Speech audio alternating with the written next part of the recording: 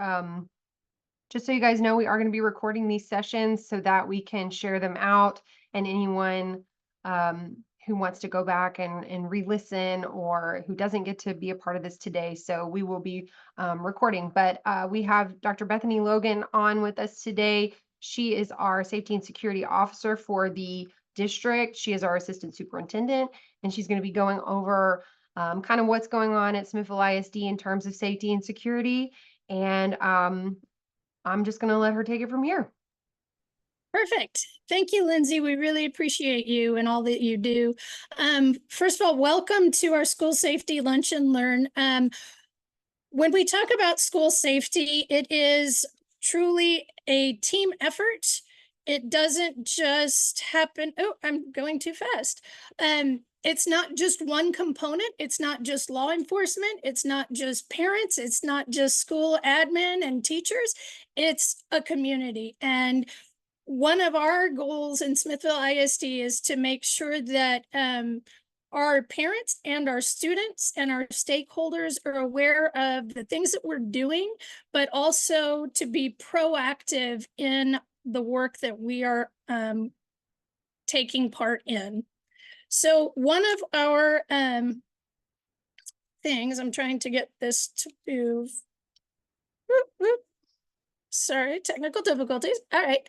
Just as a few updates, we do have a safety and security meeting. It is an open meeting for people who are wanting to attend. And we meet 3 times per year. And in that safety and security meeting, we talk about all things safety, right? It's mental health. It's also, we're talking about fencing. All of our central office administrators and anybody who's considered a decision maker has been trained in the incident command management system, otherwise known as NIMS. And we don't believe that training just happens for the adults. It also happens with students. And so all students were trained by August 23rd in the standard response protocol, which we're going to talk a little bit about. And then we also are in process of training staff in the Raptor at Silent Panic Alert system with Team Assist. And we're going to talk about what that means too. You might have seen some projects that we have been working on. One is high school fencing. If you notice and you drive by the high school, there is a new fence for safety. And we have also been upgrading our cameras for all campuses, right? And we've replaced some, we've repositioned, and we've added some, right? And we've also been renumbering doors and adding extra signage around the district so that in the event of an emergency, law enforcement is able to identify which buildings, regardless of location, right? So you'll notice that on 3 sides of the buildings, there's some new signage that's going up, and that is intentional so that law enforcement can quickly identify that where we are at. The other thing we've been working on this fall is at Brown Primary specifically, we're fixing the exterior door locks so that they lock automatically because Brown is one of our older campuses. And so we're making sure that that safety measure is taken as well.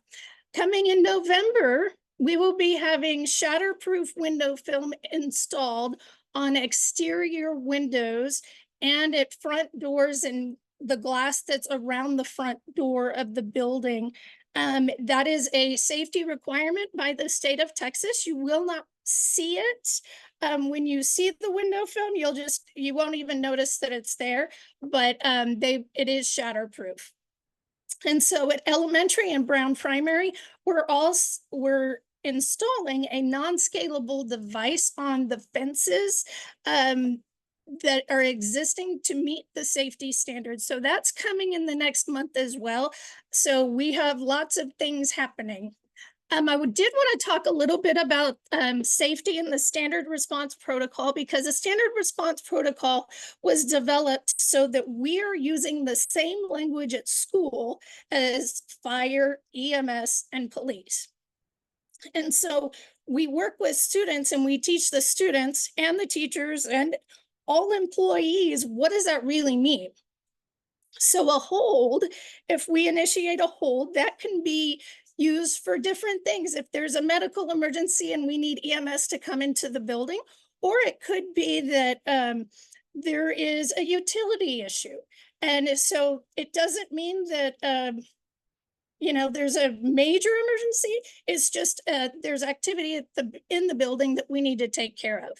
Secure means we continue business as usual in the classroom and in campus, but we don't go outside, because you might need to have a secure situation. Let's say if there's 2 pit bulls running around the campus, right? And you got to get the campus on the outside taken care of, right? So those can mean lots of different things, just depending on what's happening. Lockdown. Lockdown is the button that we press if we are in a true emergency and that we have to turn off the lights, make sure all the doors are locked, and we are out of sight until law enforcement comes. Okay, we don't use that button unless it's an absolute emergency. The other one is evacuate, right? We have to practice if there's a gas leak in the kitchen, and we have to make sure that our students know where their place that they report to is. And then also we make sure that that's communicated with teachers too, right? Of where they're supposed to go. The other piece is shelter in place.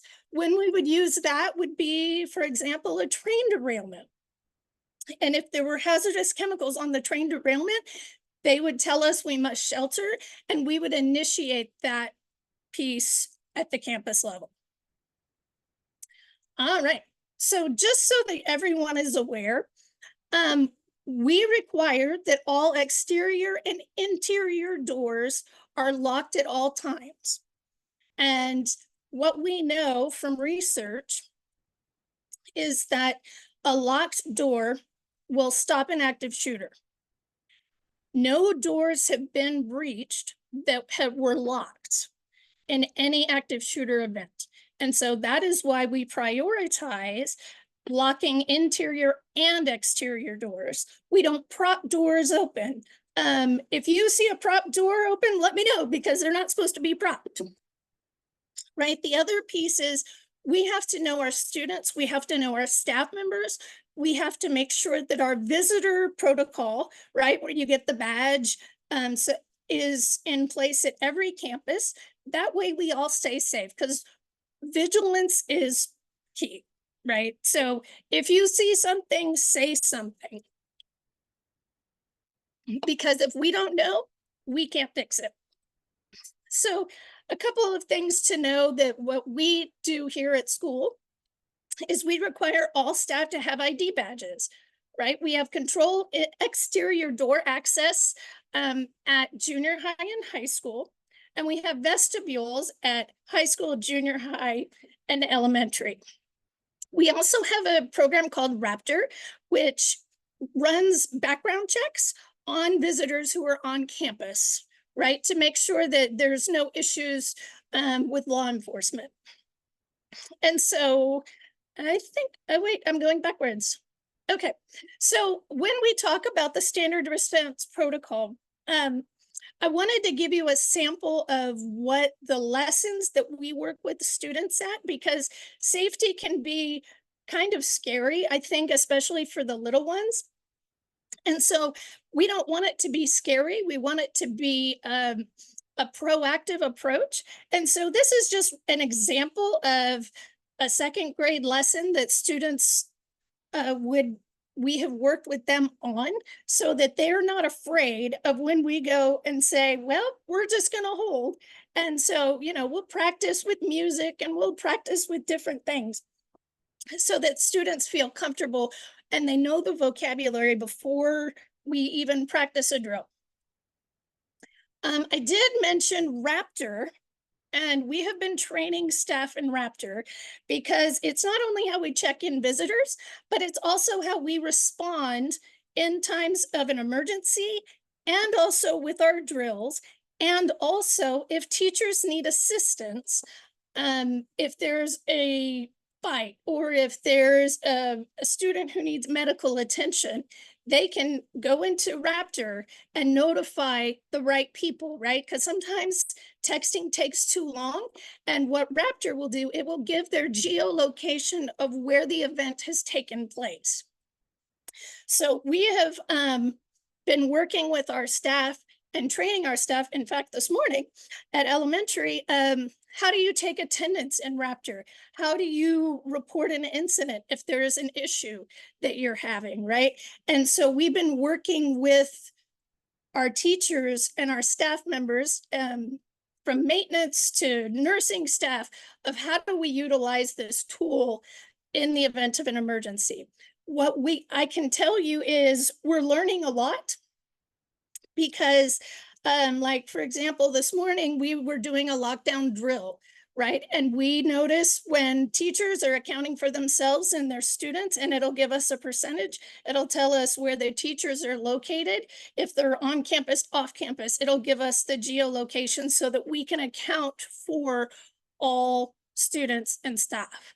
So the next part of our rollout, and it'll probably be in the spring, is that in an event of an emergency, once we initiate the emergency, we'll send parents automatic updates on their student, right? And it'll tell you, we have your student.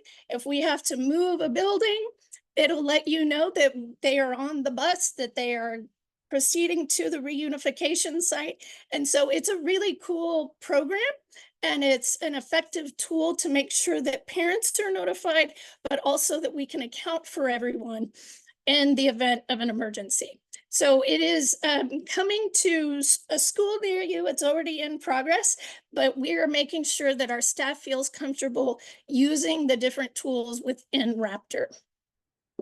So another thing that I wanted to talk about, we're going to talk a little bit more about it in October, at the end of October, is bullying prevention, because that's part of school safety too. All right, there's multiple ways that you can report bullying, or your student can report bullying, because if we don't know, we can't help you fix it, right? So those ways are, we have the Stop It app. It's on the front of our website, but you can also download the app. You can go through the URL. You can fill out an incident report. You can report it to a counselor, administrator, or teacher, right? All of our students are going through training in October, and even our athletes actually did it in August, about bullying prevention, right? And how do you know if it's bullying or just people being mean, right? Because there's a difference and there's a criteria that goes with it. So we'll really be focusing this month on bullying prevention. And again, our Stop It app is a useful tool. It lets the right people know when things are happening. So for example, I've received kids are talking to us, which is good, but we've received several stop its, right? Or they're saying they're having an issue with a student, and could we please help, right? And they're real specific in their reporting. And so that has been one of the things that our campus administrators are feeling, that, you know, it is a useful tool. We get pinged. The good part about Stop It is it uses AI technology. And if they believe in the program that it is an urgent event that needs law enforcement, it'll automatically ping our law enforcement. And so that is, I think, a great tool, especially if there's a threat against a campus or individuals. They'll be automatically notified the same time I get the notification, that the principal and the counselors get notification. So that is another way. Another piece to school safety that I want to talk about is the Texas Child Health Access through telemedicine. We are partnering with the University of Texas to provide mental health services for students and families who are needing support. One of the things that has come out in our parent family engagement survey that we sent out last spring is that there is not enough mental health assistance, and there are not enough counselors that we're using through Bluebonnet to meet the needs of our students and families. And so T-Chat is completely free. to families and students. And all we have to do is the counselor at the campus will sign up the family, and then they can access the telemedicine. And the parent doesn't even have to leave work, and the student doesn't have to leave school. It can happen simultaneously and receive the support. So all of our surrounding counties have access to TChat, right? And so it'll give us access to mental health. It'll also if there is an issue that needs to be elevated, for example, if a student needs to go to Dell Children's, they will help initiate and take care of all of those pieces for us. Sometimes you may not realize this, that on the school side, if we call for mental health supports, we can be waiting 2 and 3 hours. And so TChat will help us alleviate some of that. So that is coming to a school near you. Our counselors and administrators will be trained this Friday on how do we initiate TChat, how do we make sure that our students and parents are aware of TChat and that we can use this tool to assist. So what student would be eligible for TChat, right? If there's oppositional behavior, if there's a decline in hygiene that is significant, if there's depression or self-harm or substance misuse, trauma or grief, right? All of those things, we can provide services through TChat for students and families. So just so that everyone is aware, they're on-campus appointments. We will give students a quiet, private place at school to meet with their TChat counselor. There are also off-campus appointments, right? So services can happen at home if there's a holiday break or a weekend, and it's up to the parent and guardian and the student to log in. And so that nobody's having to drive to Austin, nobody's having to try to figure out transportation. It's all at our fingertips online. The other pieces that TChat provides to the school district, they do presentations for school staff, parents and guardians, and they also provide YAM, which is called Youth Aware of Mental Health. And they can do presentations for kids just based on understanding mental health as opposed to mental illness. And they're very different, but mental health is a real thing that adults and students have, and it's normal. And that's what they're trying to do, is normalize those services. So I did want to talk a little bit about online safety, because we've seen a lot in the media about students making threats against the school, or, kids saying things online, and how do we as parents know what to do? And the way I like to think about online safety is you wouldn't put a 16-year-old in a car that you've never seen to tell them to drive without guardrails, right? Without going through, well, this is how you accelerate, this is how you brake, and we're not going to put you on Highway 71. And the same is true for online safety, because although we teach digital citizenship at school, right? I can't control what they're doing online at home. Right? If we want to prevent bullying, violent incidents, exploitation of children, we all have to work together. And it has to be a piece where parents know who their children are interacting with online. Because if we don't know, then we can assume that not good things are happening. So one thing I wanted to talk about was, what does research tell us, right? Students who are spending more than 2 hours per day on social media, we know that they are going to experience poor mental health outcomes, right? Depression and anxiety. Studies have also shown that there's a relationship between social media use and poor quality of sleep, right? How long they're sleeping, and depression. And so I really think that as parents and as a school partnership, we need to look at what are our kids looking at, and how do we help them navigate that world. If you're my age, we didn't have cell phones, we didn't have social media, and so we were able to go home after school and turn it off. Our students do not have that ability. They're given cell phones in kindergarten in some cases. And so we have to help them understand, this is appropriate for you, this is inappropriate for you. And one of my trainings that I've been to recently, they did a whole feature on Snapchat. And because Snapchat, right, all you need is a name, an email, phone number, and a birth date that may or may not be true. And you can automatically add someone to Snapchat using a QR code. And the piece of Snapchat, right, is that it will start the communication, right, by sending a picture or a video, and then you tap your camera circle and take a snap to get there. But it displays your photo, or the photo that's being taken, on a map of your location that can be seen by anybody in Snapchat. And that to me is very scary, right? And our students often say, "Oh, Miss, it goes away." No, it doesn't go away, right? Third-party apps monitor Snapchat. And there are third parties who have exploited children through Snapchat, right? And even though it says, oh, there's a time limit, it doesn't really go away.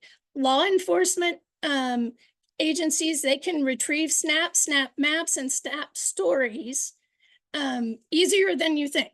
And so what we have to communicate to our students is that your postings don't go away.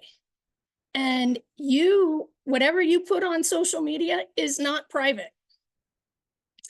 And so one of the things that law enforcement said at this training I went to was about snap maps, and that how dangerous it can be, especially for our students who are vulnerable to exploitation, right?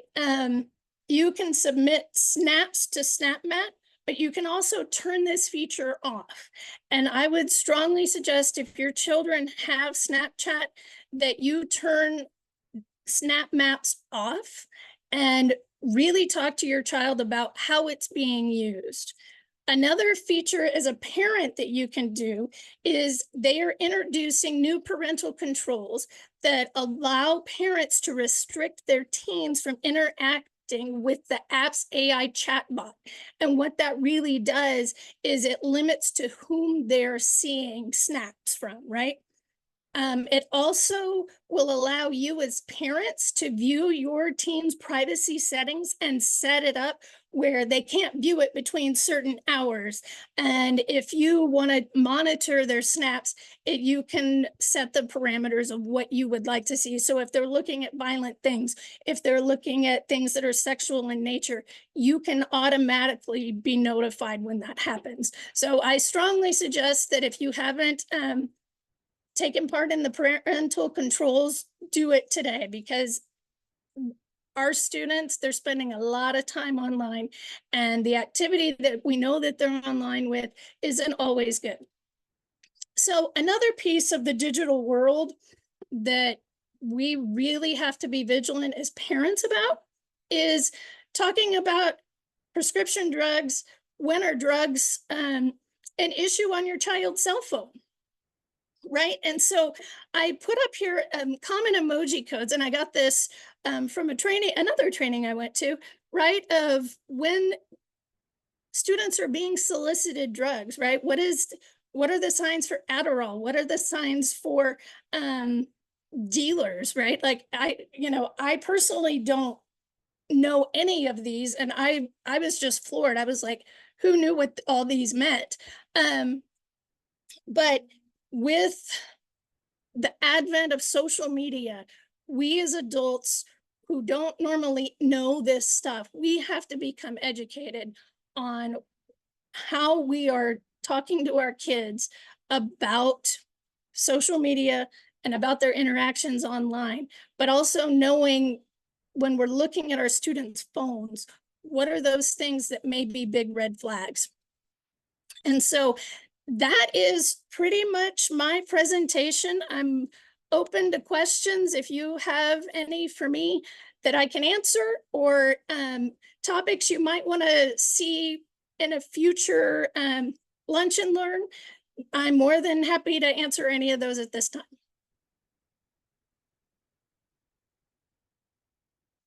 So, Marianne, hang on, I'm looking.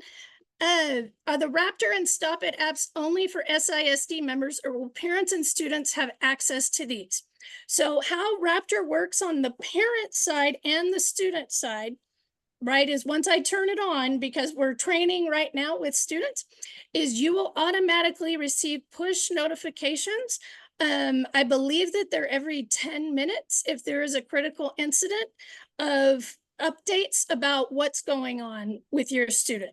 If your information is current in our system, like your phone number, the email, you'll receive those notifications automatically because you're a registered, your student is registered here in Smithville ISD.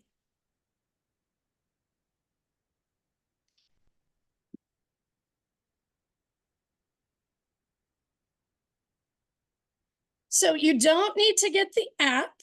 It automatically will come to your cell phone. It'll go to the email that you've provided, and it'll also go to a text message. So you don't have to be downloading 25 apps if you don't want to. The Stop It app is the reporting line that is 24 hours a day. If you want to reach the school, the other way that you can reach out to administration is through email. And they regularly check their emails. And so those are two different ways you can communicate if the phones, if you can't reach the school directly.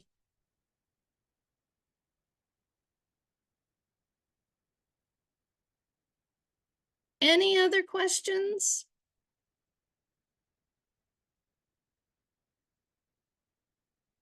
Okay.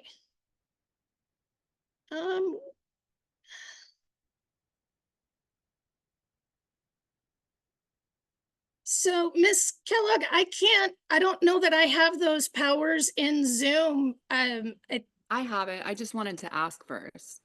Can you hear me or no? Yes. Okay. So I kind of missed it. You said when the phone lines are down, you can do email, is Mhm. what you suggested? So depending on what your concern is, because sometimes phones go down, you can email your school administration, and if worst push comes to shove, then you can use the Stop It app. Okay. I think it was like a month ago, the phone lines were down, and then the district sent out a message saying there was like a global internet outage. And it was just a miscommunication on that end. But I guess what I would suggest is that when they send out this notification of the schools being down, that they also give that information of how parents can reach the school, because that seemed to be the biggest concern. It's like, okay, it's down, but how do we reach them? And I want to say the only reply was you have to come to the school. So I don't think it got relayed to parents that you could email or stop it. And if just that solution can be a part of that message, I think that would be really helpful for parents. And then somebody also recommended establishing a hotline, like a phone hotline. And I'm not sure the logistics of that or how that would work, but just something in case, I guess the emails weren't coming through, and that there was just one thing that, could always be accessed regardless for the school to consider. Yeah, that's definitely something that we can look into. Okay. And then I had a second question too. Okay. So with the security resource officers, I was confused about how much oversight the district had as far as how they are regulating security, Mhm. or is it more so on the chief of police? Like, So does the school just hire? Yeah. our school resource officers are employed by the city of Smithville. They report directly to the chief of police. They have their own set of rules and we have school rules, right? And so they're providing us, the SROs, to be in compliance with state law, but they report directly to the chief of police. So if there are any concerns, those go to Chief Repka. And then if the school had concerns as far as, um, wanting to ask the officers to help in a certain situation, you can go directly to the officers and then either they would help, or if there was some sort of issue, then that would be, Well, yes, so then they escalated. follow a specific chain of command, right? Yeah. And so if there are any issues that is not in their purview, then they toss it to the school side. And then if it is under their purview, if they need to review it with their supervisor, then they do that on their side. Okay.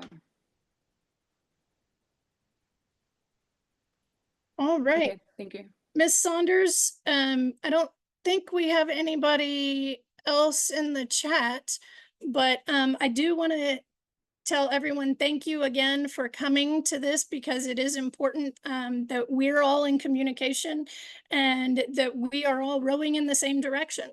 So thank you so much, everybody. Thank y'all for joining us.